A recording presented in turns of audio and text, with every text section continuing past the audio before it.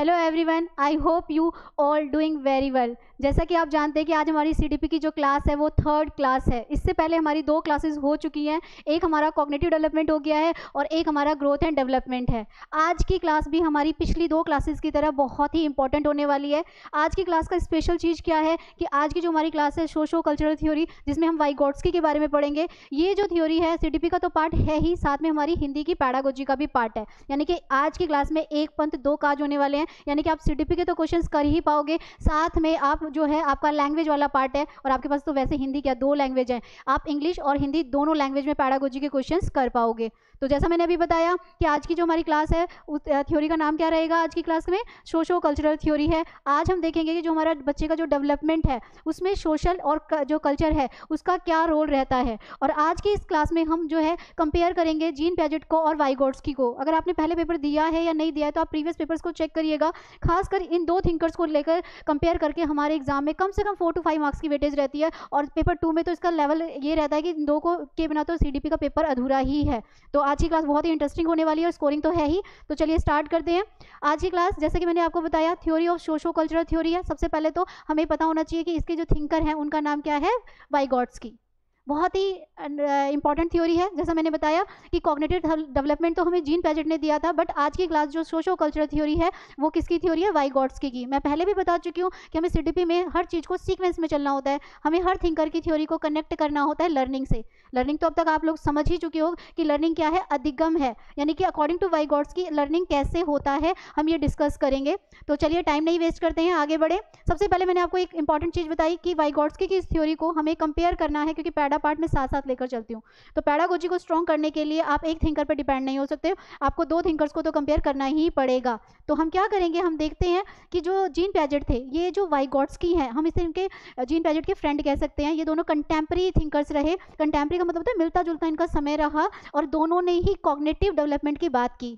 दोनों ही कॉग्निटिव, हम gene Padget तो देख ही चुके हैं, वो तो टोटली डिपेंड करते हैं किस पे, कॉग्निटिव पार्ट पे। वो तो कहते हैं बच्चा अच्छे खासे थॉट्स लेकर आता है, जबकि जो और थॉट्स क्या करते हैं, बच्चे के लैंग्वेज डेवलपमेंट में हेल्प करते हैं। तो लेकिन जब बात आती है वाइगोट्स्की की, तो वाइगोट्स्की ने भी किसकी बात की, कॉग्निटिव डेवलपमेंट की बात की। लेकिन इसके लिए उन्होंने सबसे ज़्यादा जो इम्पोर्टेंट जिस पे उन्होंने फोकस किया वो था सोशल, यानी कि हमारी जो है सामाजिक अंतर क्रिया पर उन्होंने सबसे ज़्यादा जोर दिया। इसीलिए इनकी थ्योरी को क्या कहा जाता है, सोशो कल्चरल थ्योरी के नाम से बुलाया जाता है। याद रखिएगा, ये है इनका इंट्रो। यानी कि जो जीन पैजेट हैं जिनका टाइमिंग 1896 से लेकर 80 था, उन्हीं के समकालीन यानी कि उनके जो कंटेम्प्रेरी थिंकर थे वाइगोट्स्की, उन्होंने भी हमें संज्ञानात्मक विकास दिया। लेकिन उनके सिद्धांत को हम संज्ञानात्मक विकास के नाम से नहीं जानते। उनके सिद्धांत को, उनकी थ्योरी को हम सोशो कल्चर थ्योरी, या हम इसे सोशलाइजेशन प्रोसेस, या इसे हम समाजीकरण भी कह सकते हैं। यानी कि सोशो कल्चरल थ्योरी यानी कि बच्चे के विकास में क्या रोल रहता है सोसाइटी का और क्या रोल रहता है कल्चर का, इसी पर ही इनकी पूरी की पूरी थ्योरी क्या करती है, निर्भर करती है। तो अभी मैंने आपको ये इंपॉर्टेंट चीज़ तो हमें पता चली गई है कि कॉग्निटिव की बात तो ये भी करते हैं, वाइगोट्स्की भी करते हैं, पर इन दोनों में एक डिफरेंस हमें समझना है जो कि हमारे पैडा पार्ट के पर्पज से बहुत ही इंपॉर्टेंट है। आप पेपर 2 को अगर ऑब्जर्व करेंगे तो ये क्वेश्चन आपको हर एक पेपर के गैप के बाद मिलेगा। क्वेश्चन क्या होता है, क्वेश्चन हमारा होता है अकॉर्डिंग टू जीन पैजेट पहले थॉट्स आए कि क्या है, पहले अकॉर्डिंग, अगर मैं उसकी बात करूं, जीन पैजेट की बात करूं, तो हमने लास्ट क्लास में पढ़ा था, फिर से एक बार रिपीट कर दे रही हूं। जीन पैजेट ने कहा पहले थॉट्स आते हैं, और थॉट्स क्या करते हैं, लैंग्वेज डेवलपमेंट में हेल्प करते हैं। पर वाइगोट्स्की जो है वो जीन पैजेट से बिल्कुल अपोजिट है। वो कहते हैं कि नहीं, पहले बच्चा सोशल टच में आता है, ठीक है, वहाँ पर उसका क्या होता है, उसका लैंग्वेज डेवलपमेंट होता है, और ये लैंग्वेज डेवलपमेंट ही उसके आगे के लर्निंग या डेवलपमेंट में उसकी क्या करता है, हेल्प करता है। यानी कि अगर हम इनको कंपेयर करें तो इनके अकॉर्डिंग पहले थॉट्स आ रहे हैं, फिर लैंग्वेज आ रही है, पर वाइगोट्स्की के अकॉर्डिंग पहले लैंग्वेज आ रही है और फिर क्या आ रहे हैं, थॉट्स। यानी कि भाषा ही विचारों को जन्म देती है। आपसे पूछा गया अकॉर्डिंग टू वाइगोट्स्की कि लैंग्वेज एंड थॉट्स क्या जन्म के समय इनबॉर्न ये दोनों एक होते हैं, नहीं। अकॉर्डिंग टू वाइगोट्स्की जन्म के समय बच्चे के लैंग्वेज एंड थॉट्स सेम नहीं होते। इसको कैसे समझे, क्या होता हुआ बच्चा जो इनबॉर्न बेबी है, क्या वो सोच समझकर कोई बात बोलता है, नहीं। आपने देखा होगा 3 साल तक के बच्चे अगर कोई भी शब्द बोलते हैं तो कोई उनकी बात को बुरा नहीं मानते, कहते बच्चे हैं, क्योंकि वो सोच समझ के नहीं बोल रहे हैं। लेकिन जैसे वो 3 साल का हो जाता है, उसके बाद वो स्कूल जाने लगता है और उसके अंदर कंसेप्ट फॉर्मेशन होने लगती है, यानी कि अब वो सोच समझ कर बोलना शुरू कर देता है। तो हमें ये पता चला, अगर आपसे पूछा जाए कि वाइगॉट्स्की के अकॉर्डिंग लैंग्वेज एंड थॉट्स का क्या रोल है, तो हम आराम से बता सकते हैं कि पहले सोशल टच में बच्चे का लैंग्वेज डेवलपमेंट होता है और लैंग्वेज डेवलपमेंट ही उसके थॉट्स यानी कि विचारों को जन्म देता है। स्टार्टिंग में इनबॉर्न जन्म के समय ये लैंग्वेज एंड थॉट दो इंडिपेंडेंट, दो अलग अलग तरह के प्रोसेस थे, लेकिन आफ्टर 3 ईयर्स, याद रखिएगा, आफ्टर 3 ईयर्स यानी कि 3 साल के बाद बच्चे के अंदर भाषा और विचार एक दूसरे से जुड़ने लगे। इसको अगर मैं अपनी लैंग्वेज में बोलूँ तो उसके लैंग्वेज एंड थॉट क्या हो गए, इंटर रिलेट हो गए, यानी कि उसने अब सोच समझ कर बोलना शुरू कर दिया। तो ये हमने क्या कहा, ये हमने देखा, ये हमने जीन पैजेट और वाइगॉट्स्की का पढ़ा, तो वाइगॉट्स्की रही हूँ, लेकिन जीन पैजेट की यहाँ पर बात होनी बहुत ज़रूरी है। तो हमने एक बहुत इंपॉर्टेंट क्वेश्चन भी देख लिया और इनका इंट्रो भी देख लिया। चलिए आगे बढ़ते हैं। आगे बढ़ते समय हमें ये एक एग्जाम्पल मैंने लिया है जिससे हमें वाइगॉट्स्की और जीन पैजेट दोनों का डिफरेंस बहुत अच्छे तरीके से समझ में आएगा। पेपर में क्या होता है, स्टेटमेंट्स होती हैं आगे पीछे करके दी होती है, उस टाइम नहीं समझ में आ रहा होता कि हमें इसे कैसे करना है। तो सबसे पहले अगर मैं बात करूँ, एग्जाम्पल लिया, देखिए मैंने पहले नंबर पर ली है सामाजिक अंतरक्रिया, दूसरे पे मैंने लिया विकास और तीसरे पे मैंने लिया अधिगम। अब ये सामाजिक अंतरक्रिया क्या है, विकास क्या है और हमारा जो ये अधिगम है इसमें क्या कनेक्शन है। तो सबसे पहले डेवलपमेंट से शुरू करते हैं। अगर मैं जीन पैजेट को लेकर जा रही हूँ तो सबसे पहले अकॉर्डिंग टू जीन पैजेट जन्म से ही बच्चे का कॉग्निटिव डेवलपमेंट यानी कि उसका माइंड क्या होता है, जन्म से ही वो एक अच्छा खासा माइंड, या मैं इसे थॉट्स भी कह सकती हूँ, इसे मैं माइंड भी कह सकती हूँ, वो जन्म से ही एक अच्छा खासा कॉग्निटिव डेवलपमेंट या मेंटल डेवलपमेंट या माइंड बोल लीजिए, जो भी वर्ड आपको कंफर्टेबल लगता है आप वो वर्ड यूज़ कर सकते हैं। यानी कि जन्म से ही उसके पास एक अच्छा खासा संज्ञान है, अच्छा खासा कॉग्निशन है, अच्छा खासा माइंड है, अच्छा खासा थॉट्स हैं। वही थॉट्स उसकी हेल्प करते हैं उसके लर्निंग पार्ट में। क्या करते हैं, अभी मैंने पीछे आपको यही तो चीज़ समझाई है कि पहले थॉट्स आते हैं और फिर लैंग्वेज डेवलपमेंट होती है। बट जब वाइगॉट्स्की की बात करें, वाइगॉट्स्की बिल्कुल अपोजिट है। वो कहते हैं पहले बच्चा क्या करता है, सोसाइटी के टच में आता है, यानी कि सोशल। और यहाँ पर एक इंपॉर्टेंट चीज़ बता रही हूँ जो कि हमारा फिक्स है, पेपर 1 का क्वेश्चन आपसे पूछा जाए कि बच्चे का जो है प्राइमरी फैक्टर मतलब पहला सोशलाइजेशन बच्चे का कहाँ पर होता है, उसके घर में होता है, और जो सेकेंडरी फैक्टर होता है वो होता है स्कूल में।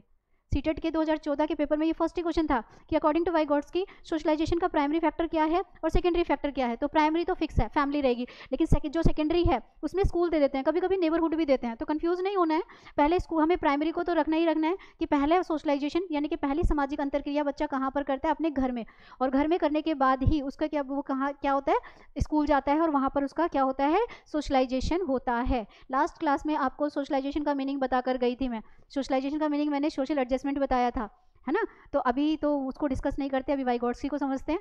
हमने जीन पैजेट को देखा, वाइगॉट्स्की ने कहा पहले सोशल टच में आया, वहाँ पर 2 या 2 से ज़्यादा लोगों के बीच मिला, अंतरक्रिया हुई और अंतरक्रिया के बाद उसका विकास हुआ। और कौन सा विकास हुआ, लैंग्वेज डेवलपमेंट। याद रखिएगा उसका कौन सा विकास हुआ है यहाँ पर, लैंग्वेज डेवलपमेंट। और लैंग्वेज डेवलपमेंट ने ही उसके क्या किया, उसको सीखने में उसके विचारों को एक रूप देना शुरू किया। तो ये आई थिंक हमें अच्छी तरह से समझ में आ गया है। इसको आप अपने माइंड में सेट कर लीजिए, फिक्स कर लीजिए कि जब भी जीन पैजेट की बात होगी तो थॉट्स पहले, लैंग्वेज बाद में। जब भी वाइगॉट्स्की की बात होगी तो पहले लैंग्वेज और फिर थॉट्स।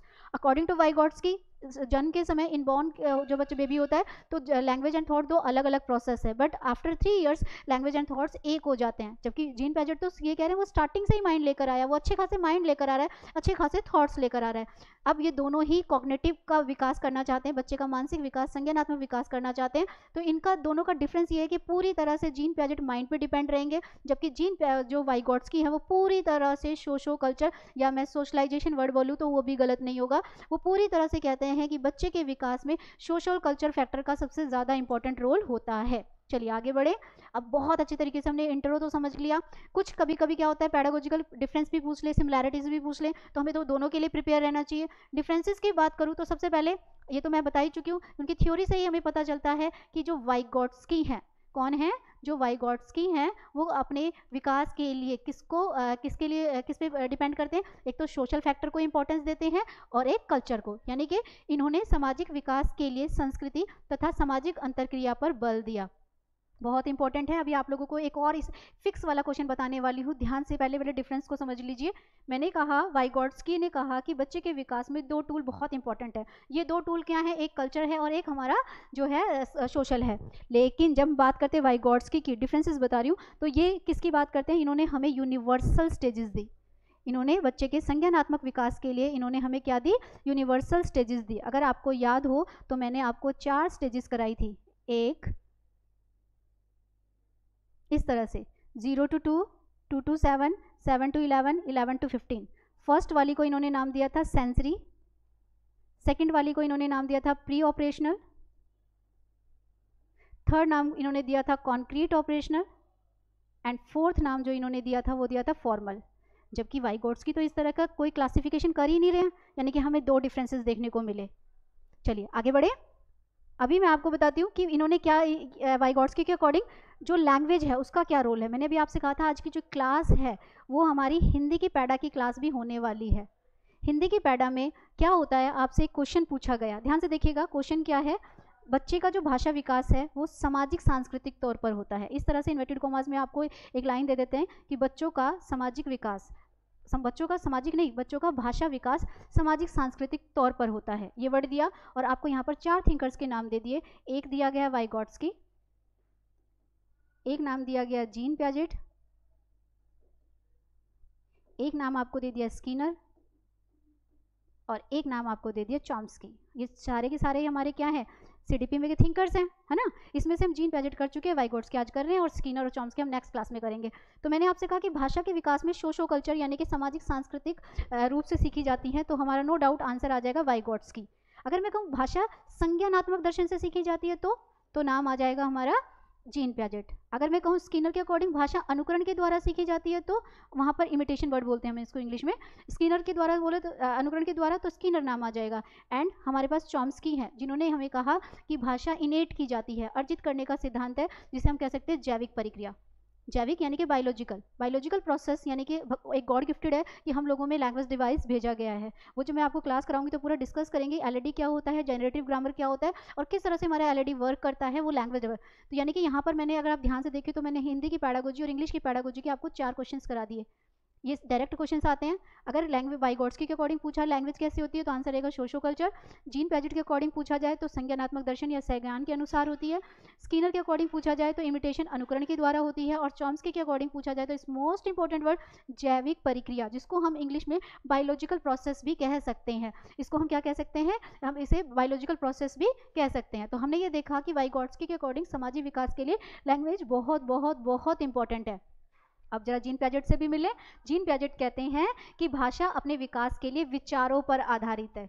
कुल मिलाकर जो बात होती है ना वो यही आ जाती है कि पहले क्या आती है, यानी कि भाषा को डेवलप करने में, लैंग्वेज को डेवलप करने में ज़्यादा इंपॉर्टेंट रोल जो है वो किसका रहता है, विचार बोल दीजिए या कॉग्निटिव बोल दीजिए या माइंड बोल दीजिए, बात एक ही है। तो हमने कहा कि लैंग्वेज डेवलपमेंट में का पार्ट क्या है, यहाँ पर पहले थॉट्स आते हैं और थॉट्स लैंग्वेज को डेवलप करते हैं। यहाँ सामाजिक विकास के लिए ही, सोशल डेवलपमेंट के लिए ही क्या है, भाषा को इन्होंने इंपॉर्टेंस दी। तो ये आई थिंक ये चीज़ आपको समझ में आई। आगे बढ़ते हुए हम देखेंगे। अब हम देखते हैं कि ये जो वाइगोट्स्की की जो थ्योरी है, जिसको मैं सोशो कल्चर थ्योरी कह रही हूँ, इसको इन्होंने अपने इस पूरी थ्योरी को 3 कंसेप्ट्स में डिवाइड किया। 3 कंसेप्ट्स कौन कौन से हैं, यानी कि हम वाइगोट्स्की को समझे तो हमें 3 चीज़ें जरूरी हैं जो समझनी ही है। कौन कौन सी समझनी है, पूरी थ्योरी में, पूरे पेपर में। आप थ्योरी होने के बाद एक बार जब प्रीवियस पेपर्स को ज़रूर देखिएगा कि जो मैंने बताया वो उसको आप अप्लाई करोगे, कैसे करोगे, या क्वेश्चन जैसे मैंने बताए वैसे ही आए हैं क्या। तो पहला, जब भी हम कंसेप्ट्स की बात करेंगे, थ्योरी के पूरे सोशो कल्चर थ्योरी की बात करेंगे, तो पूरी थ्योरी को समझाने के लिए वाइगोट्स्की ने सोशो कल्चर को 3 पार्ट्स में डिवाइड किया। पहला पार्ट जिसे उन्होंने एमक्यू कहा, दूसरा पार्ट जिसे उन्होंने जेडपीडी कहा, और तीसरा पार्ट जिन्हें उन्होंने स्कैफोल्डिंग का नाम दिया। बड़े ही आराम से अलग अलग क्वेश्चंस आते हैं। एमक्यू कौन है, जेडपीडी कौन है और स्कैफोल्डिंग कौन है। एक बच्चा कुछ काम अपने आप से कर लेता है, लेकिन किसी काम को, दूसरे काम को या उसी काम को करने के लिए उसे किसी अडल्ट की हेल्प की ज़रूरत होती है। तो आप ये बताइए कि ये बच्चा एमक्यू है, इसका आंसर एमक्यू होगा या जेडपीडी होगा या स्कैफोल्डिंग होगा। अब ये एमक्यू है कौन, और सोशो कल्चर में एमक्यू का रोल क्या होता है। ये जो जेडपीडी बोल रही हूँ, जॉन ऑफ अप्रॉक्सिमल डेवलपमेंट बोल रही हूँ, ये जॉन ऑफ अप्रॉक्सिमल डेवलपमेंट क्या है, और स्कैफोल्डिंग यानी कि स्कैफोल्डिंग होता क्या है। तो आप ये समझ चुके हो कि अगर हमें सोशो कल्चर थ्योरी पढ़नी है तो हमें 3 बातों का पता होना चाहिए। एक एमक्यू, दूसरा मुझे पता होना चाहिए जेडपीडी, और तीसरा मुझे पता होना चाहिए स्कैफोल्डिंग। तो चलिए एक एक करके समझते हैं। सबसे पहले मैंने लिया एमकेओ। एमकेओ क्या करता है, एमकेओ की फुल फॉर्म क्या है, मोर नॉलेजेबल अदर। क्या है, मोर नॉलेजेबल अदर, जिसे हम हिंदी में कह सकते हैं दूसरा अधिक ज्ञानी। क्या कहा जाता है, दूसरा अधिक ज्ञानी, लिखा भी है MKO, मोर नॉलेजेबल अदर, नाम में ही नॉलेजेबल है यानी कि अधिक ज्ञानी है। अगर मैं आपको एग्जाम्पल दूं टीचर का और स्टूडेंट का, अगर मैं आपको एग्जाम्पल दूं टीचर का और स्टूडेंट का, या हम अपने घर का भी एग्जाम्पल ले सकते हैं, हमारे पेरेंट्स का और हमारा, तो हम कंपेयर करें तो जब मोर नॉलेजेबल कौन है, टीचर है। लर्नर तो सीखने आया है ना, लर्नर तो सीखने आया, तो मोर नॉलेजेबल कौन है, टीचर, यानी कि MKO कौन है, MKO वो पर्सन है, वो अडल्ट पर्सन है, अडल्ट भी नहीं हो सकता, आपसे छोटा भी हो सकता है, या मैं अभी तो फिलहाल अडल्ट ही बोलूँगी, वो अडल्ट पर्सन है जो बच्चे से मोर नॉलेज रखता है, यानी कि उसके पास क्या है, उसके पास बच्चे से बेहतर एक अंडरस्टैंडिंग है, बच्चे से बेहतर एक हायर एबिलिटी है ना। ये वो व्यक्ति है जो बच्चे से ज्ञान में, ज्ञान मतलब नॉलेज में ज़्यादा से ज़्यादा क्षमता रखता है। तो हम कैसे समझे इसको, MKO कौन हुआ, मोर नॉलेजेबल अदर हुआ, जो दूसरा अधिक ज्ञानी है। यह व्यक्ति बच्चे से ज़्यादा बेटर अंडरस्टैंडिंग रख रहा है। अगर टीचर स्टूडेंट को कंपेयर करें तो टीचर बच्चे से ज़्यादा, टीचर के पास क्या है, बेटर अंडरस्टैंडिंग है, हायर एबिलिटी तो है ही, उच्च क्षमता तो है ही। और फॉर एग्जाम्पल ये क्या हो सकता है, ये कोई भी हो सकता है, जैसे हमारे टीचर्स हो सकते हैं, पेरेंट्स हो सकते हैं, एंड कोई भी अडल्ट हो सकता है। अच्छा, यहाँ पर हमारे फ्रेंड्स भी हो सकते हैं, यहाँ पर हमारे स्टूडेंट्स भी हो सकते हैं। ज़रूरी नहीं है कि हर बार टीचर ही बच्चों को कुछ सिखाती है, कभी कभी बच्चे भी टीचर को बहुत कुछ सिखाते हैं। एक चीज़ और बताना चाहूँगी मैं यहाँ पर, ये तो मैंने आपको बता दिया कि MKO के फीचर्स क्या हैं। एक तो वो बच्चे से ज़्यादा अंडरस्टैंडिंग रखता है, दूसरा हायर एबिलिटी रखता है। लेकिन हमें ये याद रखना है कि जो ज्ञान दे रहा है वो एज में भी आपसे बड़ा होगा, ऐसा कहीं नहीं लिखा है, ठीक है। ऐसा कहीं नहीं है कि जो नॉलेज आपको दे रहा है वो एज में भी आपसे बड़ा हो। कई बार नॉलेज देने वाला सामने वाला, इट मीन्स पेरेंट्स को छोड़कर हमारे टीचर्स, हमारे फ्रेंड्स, कोई भी अडल्ट पर्सन, जो भी एनी अडल्ट पर्सन जो एज में हमसे छोटा हो सकता है, वो भी हमारी लाइफ में क्या करता है, MKO का रोल निभाता है। यानी कि इस सोशो कल्चर में सबसे पहले जो ये रेसिप्रोकल टीचिंग चल रही है, जो प्रक्रिया चल रही है, इस प्रक्रिया में बच्चा किसके टच में आता है, MKO के। अब MKO का तो मतलब हमने जान लिया, ये वो व्यक्ति है जो बच्चे से ज़्यादा नॉलेज रख रहा है। चलिए, ये तो मैंने जान लिया कि मोर नॉलेजेबल कौन है, जो ज़्यादा रख रहा है। तो ये ZPD क्या है भाई, ZPD की फुल फॉर्म होती है zone of a proximal development, यानी कि निकट विकास का क्षेत्र। अब ये निकट विकास का क्षेत्र क्या होता है भाई, पहले तो मैं आपको बुकिश लैंग्वेज में, साइकोलॉजिकल लैंग्वेज में समझा दूं और उसके बाद मैं आपको इन वर्ड्स में बताऊंगी। ध्यान से देखिएगा, मैंने कहा ZPD की फुल फॉर्म जो है zone of a proximal development, यानी कि निकट विकास का क्षेत्र, ठीक है। यहाँ लिखा है बच्चे कुछ कार्य स्वयं कर लेते हैं और कुछ कार्य में उसे सहायता और क्या होती है, उसे मार्गदर्शन की जरूरत होती है, ठीक है। अब कुछ काम कर पाना और कुछ काम नहीं कर पाना, यानी कि कुछ सहायता से करता है और कुछ मार्गदर्शन से कर सकते हैं, तो वो क्या कहलाता है, आप उसे समीपस्थ या निकट विकास का क्षेत्र या ZPD कह सकते हो। यानी कि कुछ काम स्वतंत्र कर पाना और कुछ में उसकी हेल्प या जो है मार्गदर्शन की जरूरत पड़ती है। तो जो बीच का जो एरिया है, जो ये विकास का जो एरिया है, वो क्या है, वो आपका ZPD का एरिया है। समझे जरा इसको, अपने एक एग्जाम्पल से समझते हैं। मान लीजिए ये सीटेट का पेपर है, ठीक है। सीटेट में एक क्वेश्चन है और आपको 4 स्टेटमेंट्स दी गई हैं। 4 स्टेटमेंट्स में सबसे पहले तो इस प्रॉब्लम से बाहर आपको कौन निकाल रहा है, MKO, है ना। आपने ऐसा तो नहीं कि आज से पहले सीटेट का पेपर नहीं दिया होगा, सीटेट का पेपर दिया होगा और आपके मार्क्स भी आए होंगे। ऐसा तो नहीं कि बिल्कुल ब्लैंक 0 ही मार्क्स आया होगा, आप एक नॉलेज के साथ गए लेकिन फिर भी पेपर क्लियर नहीं हुआ, यानी कि अभी आपको उसमें कुछ नॉलेज की ज़रूरत है। यानी कि कुछ काम आप कर लिया लेकिन अभी जो रह गया है काम, उसमें आपको किसी ना किसी MKO की ज़रूरत है। अभी यही तो बताया मैंने कि कुछ काम कर पाना और कुछ काम नहीं कर पाने के बीच का जो एरिया है वो हमारा ZPD का एरिया है। और कॉमन सी बात है, सीटेट में हमारी 4 स्टेटमेंट होती है और एक चारों में से ही आंसर होता है। इन चारों में से आंसर होने के बाद इसी में ही हमारा डेवलपमेंट रुका हुआ है। सीटेट होगा तभी तो डेवलपमेंट होगा, यानी कि ये डेवलपमेंट का एरिया है। एक ऐसा एरिया है जहाँ विकास संभव है। लेकिन विकास संभव कैसे होगा, जो काम बच्चे ने खुद से कर लिया वो तो कर लिया, लेकिन जो काम बच्चा खुद से नहीं कर पाया उसके लिए उसको किसकी हेल्प चाहिए, MKO की हेल्प चाहिए। आपसे पूछा गया क्या जो वाइगोट्स्की हैं उनकी थ्योरी में हेल्प की बात होती है क्या लर्नर जो है, जो बच्चा है, उसे किसी अडल्ट से हेल्प मिलती है? मिलती है भाई, बिल्कुल मिल रही है। अभी अगर मैं अपनी बात करूँ तो मैं आपकी हेल्प कर रही हूँ, यानी कि मैं यहाँ पर क्या कर रही हूँ, जॉन ऑफ प्रॉक्सिमल डेवलपमेंट। ये जो मैंने पार्ट लिया ये अपने लिए नहीं लिया, मैंने आपके लिए लिया है। मैंने एक एरिया क्रिएट किया है, आप ऑलरेडी पहले से एक कुछ नॉलेज के साथ जो बैठे होंगे और कुछ अब जो मैं बता रही हूँ उस नॉलेज को उसमें ऐड करेंगे, यानी कि कुछ काम आपने अपने आप किया और कुछ काम में आपको, अगर मैं बोलूँ तो मैं MKO हूँ, क्योंकि अगर टीचर और स्टूडेंट की बात करें तो मोर नॉलेजेबल अदर। तो यानी कि हमने देखा कि जॉन ऑफ प्रॉक्सिमल डेवलपमेंट में बच्चे को एक तो आपने ये याद रखना है हेल्प मिलती है, और एक वर्ड आपने याद रखना है गाइडेंस। ये मैं आपको ट्रिक के रूप में बता रही हूँ, क्योंकि जब हमारा क्वेश्चन आता है ना, हम कंफ्यूज हो जाते हैं, हमें समझ में नहीं आता कि इसका आंसर मैं ZPT लगाऊं या मैं इसका आंसर स्कर्व फोल्डिंग लगाऊं। ठीक है, मुझे ये समझ में नहीं आता कि इसका आंसर क्या लगेगा, MKO लगेगा या इसका आंसर ZPT। तो ट्रिक के रूप में आप ये याद रखिएगा, जब भी ZPT से रिलेटेड क्वेश्चन होगा तो आपको एक तो वर्ड मिलेगा हेल्प और दूसरा वर्ड आपको मिलेगा गाइडेंस। ये दो चीज़ें इंपॉर्टेंट चीज़ें याद रखनी है कि जब बच्चा कोई काम इंडिपेंडेंटली कर रहा है और कुछ काम में उसको किसी की हेल्प की जरूरत है, जो बीच का जो एरिया है वो ZPT का तो एरिया है ही, इस ZPT के एरिया से बाहर कौन निकाल रहा है, MKO निकाल रहा है, और MKO यहाँ पर हमारी क्या कर रहा है, हेल्प। अगर मैं अभी आगे ना पढ़ाऊँ और आपसे ये पूछूं कि ये हेल्प परमानेंट है कि टेम्परेरी है, हमारा जब पेपर आया था 17-18 का तो उसमें एक क्वेश्चन था, 4 में से एक स्टेटमेंट बतानी है, तो 2 में हम अटके। वहाँ लिखा था कि जो हेल्प होती है, जो गाइडेंस है, वो क्या होता है, टेम्परेरी होता है, जबकि दूसरी वाली स्टेटमेंट में लिखा था कि जो हेल्प है ये परमानेंट होती है। अब अभी तो कन्फ्यूजन आप लोगों के माइंड में भी होगी, क्योंकि अभी तो मैंने पूरी थ्योरी पढ़ाई नहीं है, मैंने अभी सिर्फ आपको MKO का मतलब बताया कि MKO कौन है, मोर नॉलेजेबल अदर है, जो बच्चे से ज़्यादा क्षमता, ज़्यादा ज्ञान, ज़्यादा जो है नॉलेज रखता है। ZPT क्या है, एक एरिया है जिसमें बच्चा कुछ काम खुद कर लेता है और कुछ में उसे किसी बड़े मतलब MKO की हेल्प चाहिए।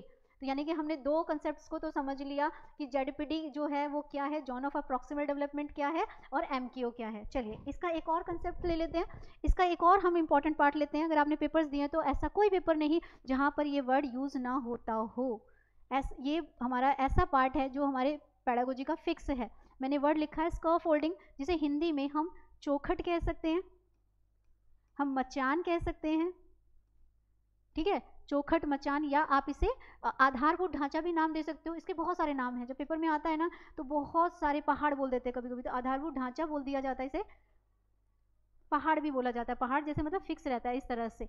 अब देखो जरा, चौखट, मचान, आधारभूत ढांचा, ये तो सारे हिंदी के नाम हुए, लेकिन जब ये इंग्लिश में आता है तो ये कैसे आता है, ये आता है स्कर्व फोल्डिंग। अब ये स्कर्व फोल्डिंग क्या है भाई, पहली बात तो इसके फीचर्स देख लो।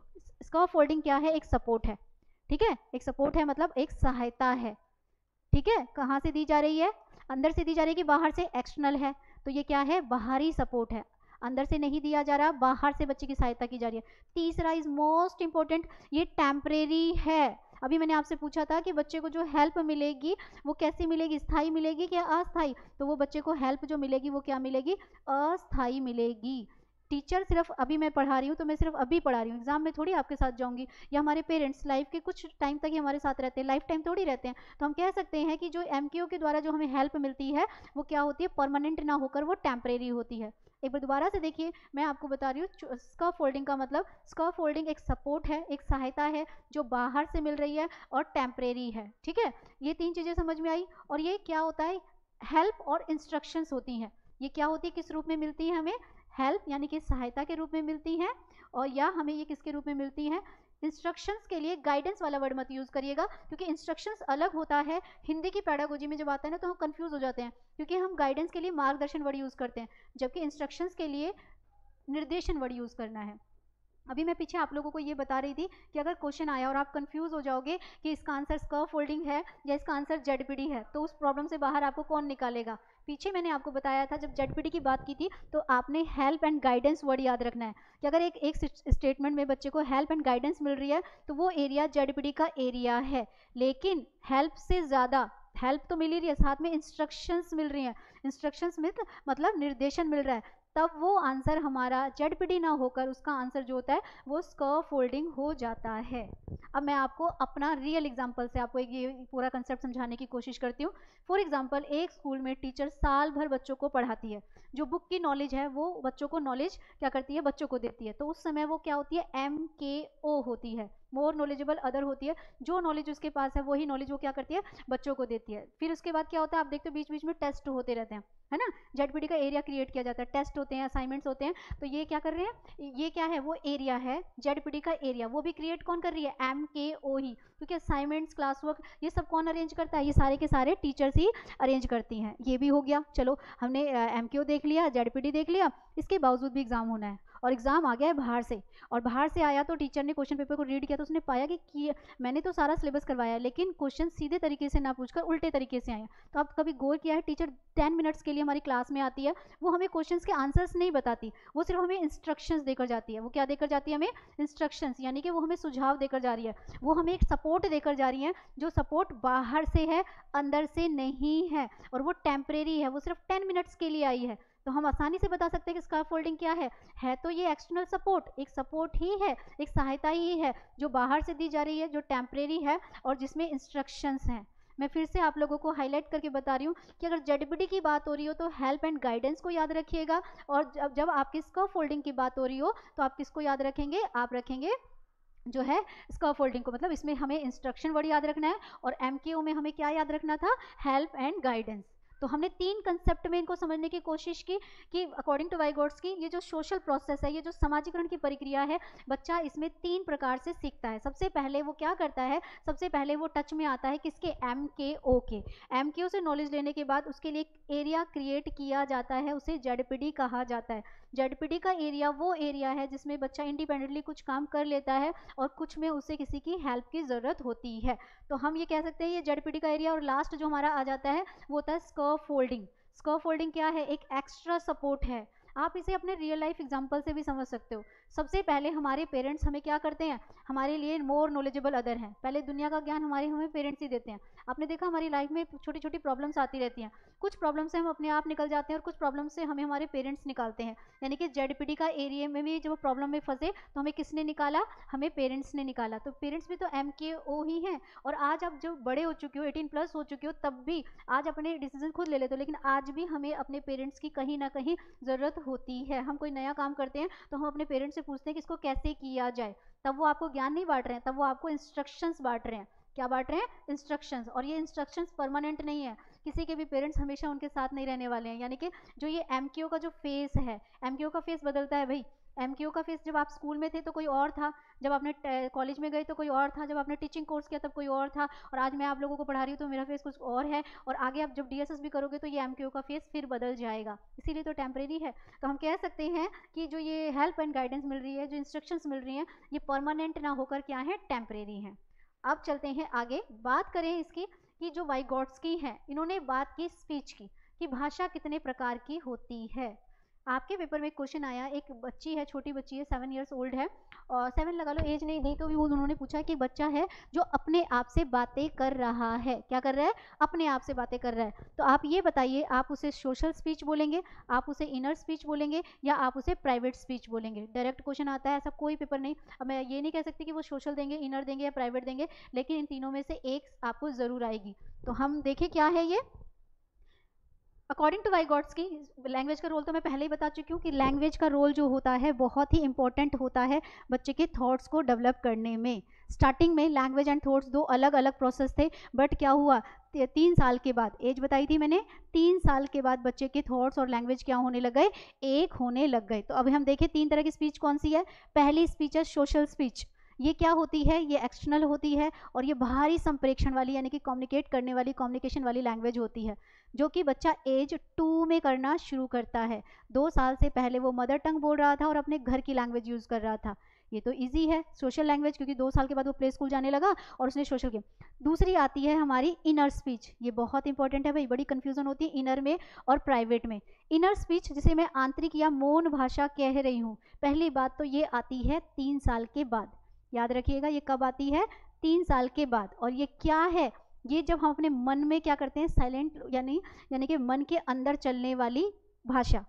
कई बार हम क्या करते हैं, हम सामने वाले से कुछ कहना चाहते हैं पर कह नहीं पाते हैं, हमारे मन के अंदर एक विचार चल रही है। आप क्लास ले रहे हो लेकिन सोच किसी और के बारे में रहे हो, तो आप एक लैंग्वेज को यूज़ कर रहे हो, इसे हम कहेंगे मन के अंदर चलने वाली भाषा। क्या कहेंगे, मन के अंदर चलने वाली भाषा। कब आती है, 3 साल में आती है। छोटे बच्चों का एग्जाम्पल दूँ, 3 साल का बच्चा स्कूल नहीं जाना चाहता, अपने पेरेंट्स से ज़्यादा वो टीचर से डरता है, लेकिन मजाल वो अपने टीचर को कुछ कह दे। क्यों? क्योंकि वो मन के अंदर तो बहुत उसे कोस रहा होगा या इरिटेट हो रहा होगा, लेकिन वो बोल नहीं सकता क्योंकि अभी छोटा है, तो वो बोल नहीं सकता, लेकिन मन के अंदर तो चल रही है ना एक बात। जब आप मन के अंदर कुछ सोच रहे हो तो वो क्या होती है, उसे हम कौन सी लैंग्वेज कहते हैं? उसे हम कहते हैं हमारी इनर स्पीच। एक और स्पीच होती है भाई, एक और स्पीच है जिसे हम क्या नाम देंगे? प्राइवेट स्पीच, निजी भाषा कहते हैं। ये स्पीच कैसे होती है?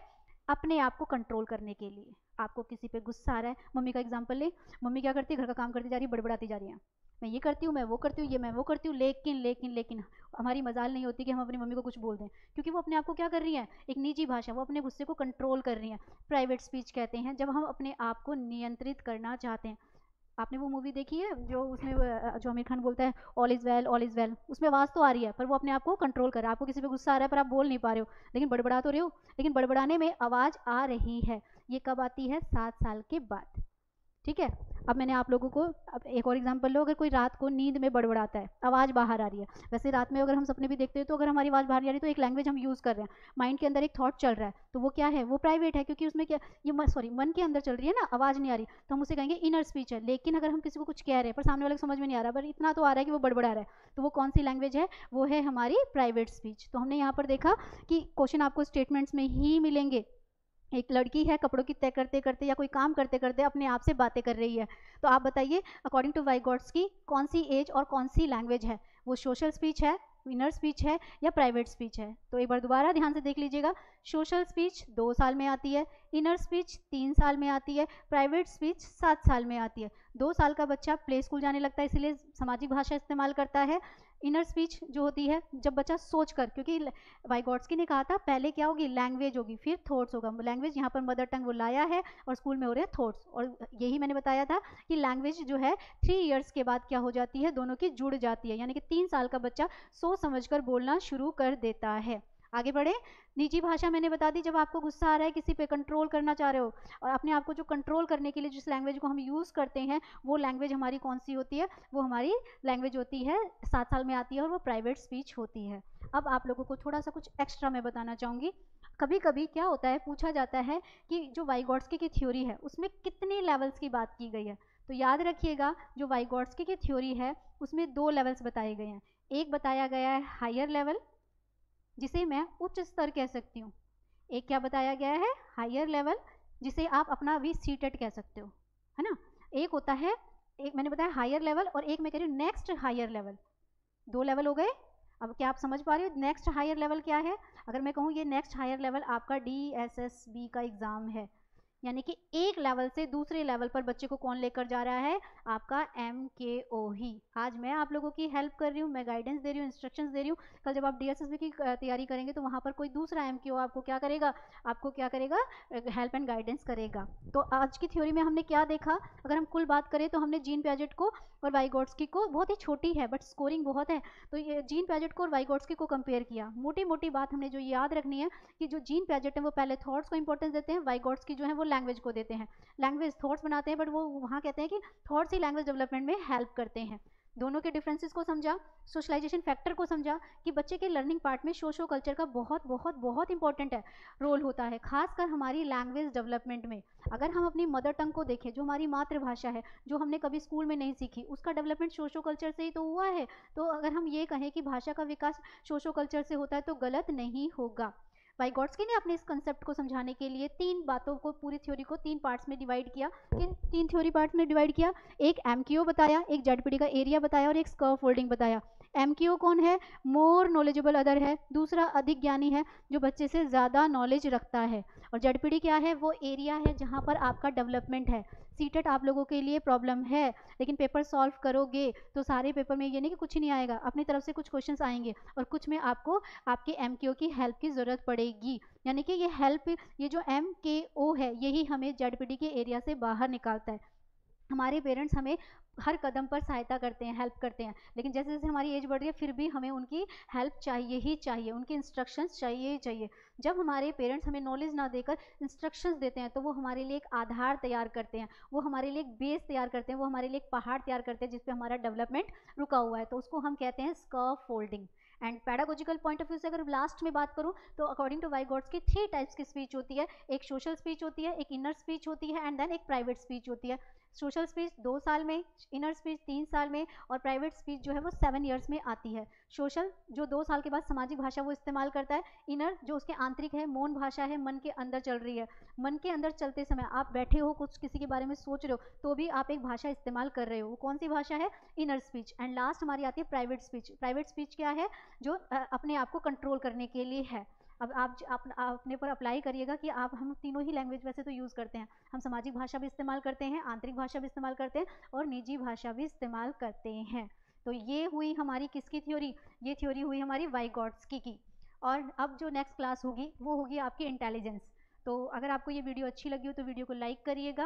एंड देन एक और चीज़ मैं आपको बताना चाहूँगी यहाँ पर, पहले हम अपना सीडीपी का सारा थ्योरी पार्ट करेंगे, देन फिर इंडिविजुअली जो जो हमारे टॉपिक्स हुए हैं इनके असाइनमेंट्स करेंगे, और लास्ट में हम जो इनके प्रीवियस पेपर्स आए हैं उनकी तैयारी करेंगे कि कौन कौन से क्वेश्चन हमारे किस तरह से हमें, क्योंकि मैंने आपको पहले भी बताया है सीटेट रोट लर्निंग नहीं है, सीटेट आपका एप्लीकेशन बेस्ड पेपर है। अगर आपको कोई चीज़ समझ में आ रही है तो ही कर पाओगे, तो वो एप्लीकेशन आपको सिखाया जाएगा। तो चलिए मिलते हैं आपसे नेक्स्ट वीडियो में। Thank you.